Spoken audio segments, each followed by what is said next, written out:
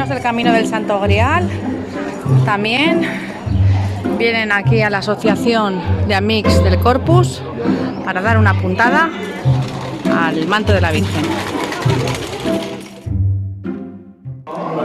Bueno, pues este es el maravilloso manto que se va a hacer entre todos los valencianos que quieran colaborar en dar, pues eso, lo mejor de sí mismos un día como este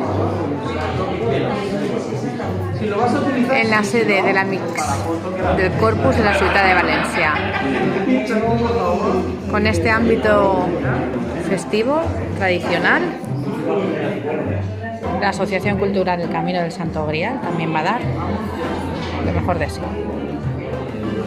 Hacer este maravilloso manto para la Virgen. Es este chico el que ayuda a todos los valencianos. Y desde la Asociación Cultural Camino del Santo Grial, pues aquí represento a todo Aragón, a todos nuestros hermanos. Venga, saca la aguja por aquí.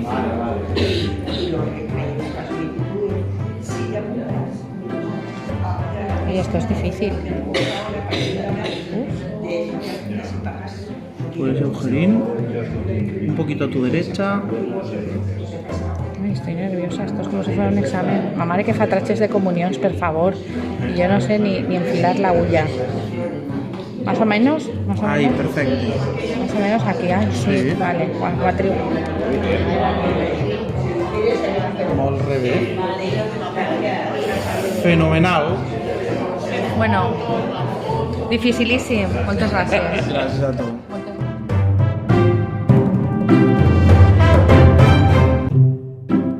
Las hojas de la vid dentro del cuerno. Sí, estiré por abajo ahora. Cuerno, un búcaro, depende, la gente lo dice de diferente manera, pero son las hojas de la vid. Qué maravilla. Muchas gracias, señora. Muchas gracias. Estas son todas las entidades que han hecho posible, siempre en Locor, un poco de muchos. Aquí estamos.